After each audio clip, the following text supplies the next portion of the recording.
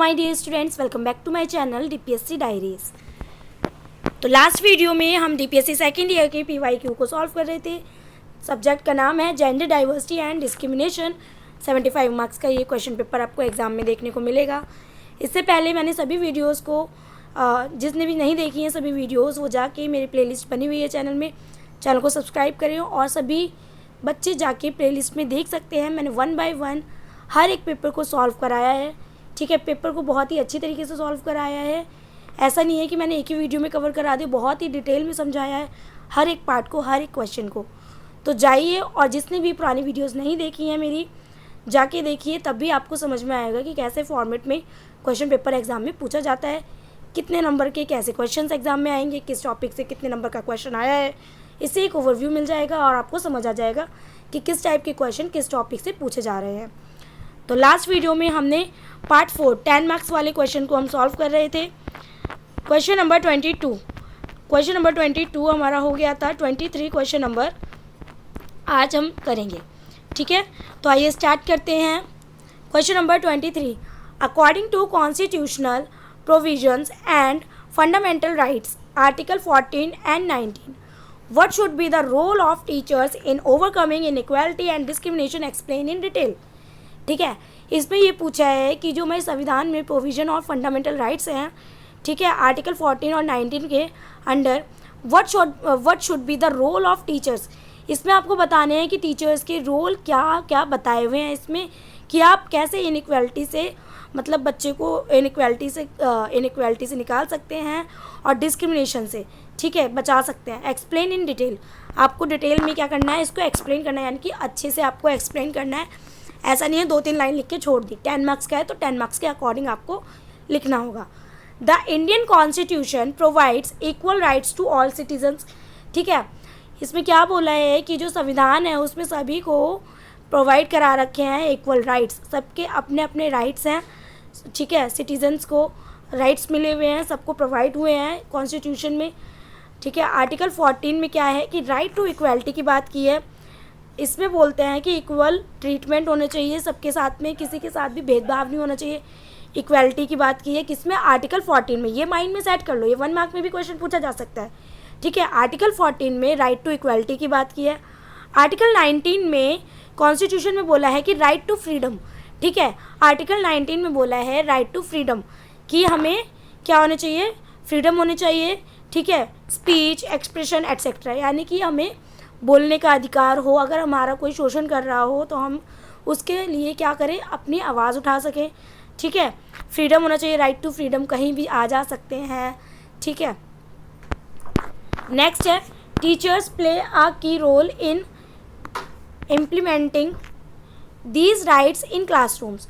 Teacher क्या करती है, टीचर के रोल होते हैं जो वो, मतलब टीचर के की रोल होते हैं जिससे वो क्लास में बच्चों को राइट्स के बारे में उनको बता सकती है। ठीक है, कि आपके क्या राइट्स हैं। ठीक है, क्लासरूम में समझाना, एक तो ये हो गया। नेक्स्ट है role of teachers.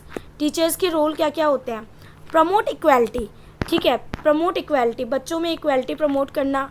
Teacher treat all students equally without discrimination. Promote equality, बच्चों में इक्वालिटी प्रमोट करना और बच्चों को समझाना कि इक्वली सभी बच्चे क्या हैं, समान हैं, किसी के साथ भेदभाव ना करना, सबको इक्वली क्या करना, समझना, समान समझना। ठीक है, डिस्क्रिमिनेशन ना करना किसी के साथ। नेक्स्ट है सेकंड है create inclusive environment.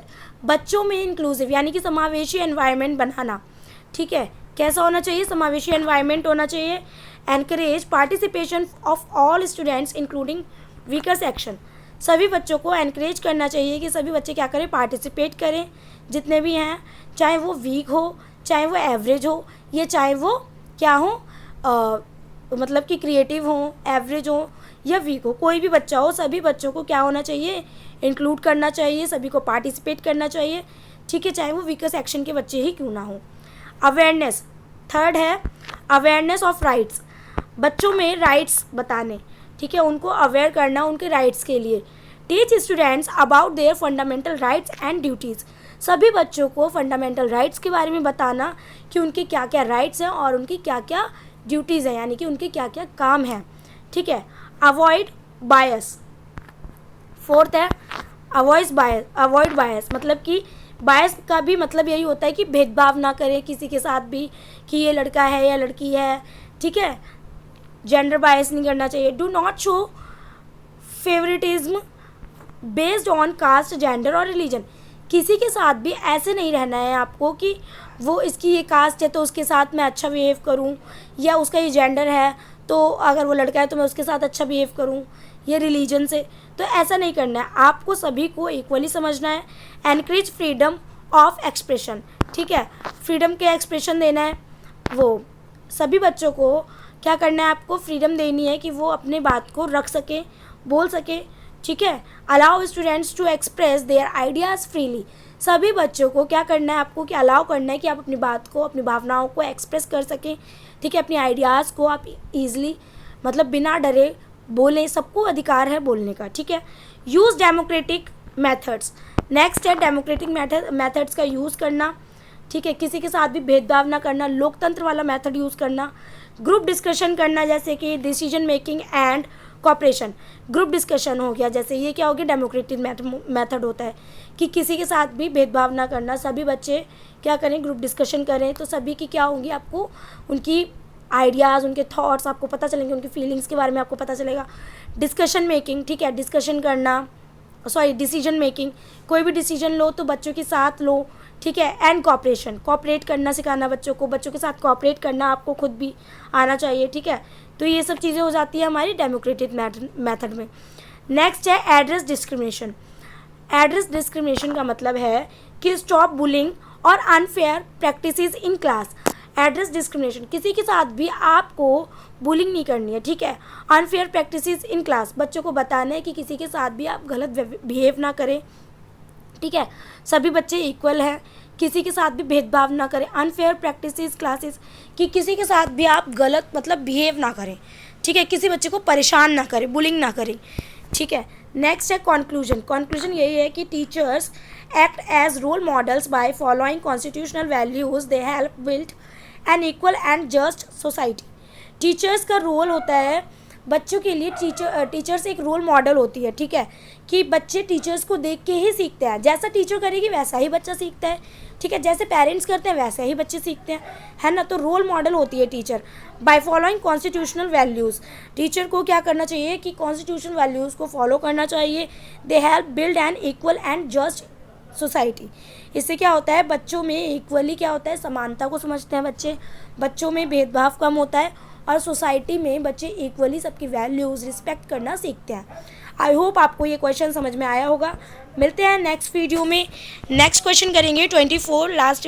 Next video में कोशिश करूँगी कि पूरा मैं पेपर, अब 2 क्वेश्चन लास्ट बचे हुए हैं लॉन्ग वाले, कोशिश करूँगी कि मैं वो वीडियो में एंड कर दूँ, ठीक है। ये पेपर भी ख़त्म होने वाला है, तो जिस भी बच्चे ने पुरानी वीडियोस नहीं देखी हैं वो मेरे चैनल की प्लेलिस्ट बनी हुई है, जाइए और सभी वीडियोस को देखिए। आपको एग्ज़ाम में देखना कितनी हेल्प मिलेगी। ये क्वेश्चंस रिपीट होते हैं एग्ज़ाम में, थोड़ा बहुत घुमा फिरा के पूछते हैं, बट आपको क्वेश्चन आएगा समझ में तो आप खुद भी कर सकते हैं। आई होप आपको मेरी बात समझ में आई होगी।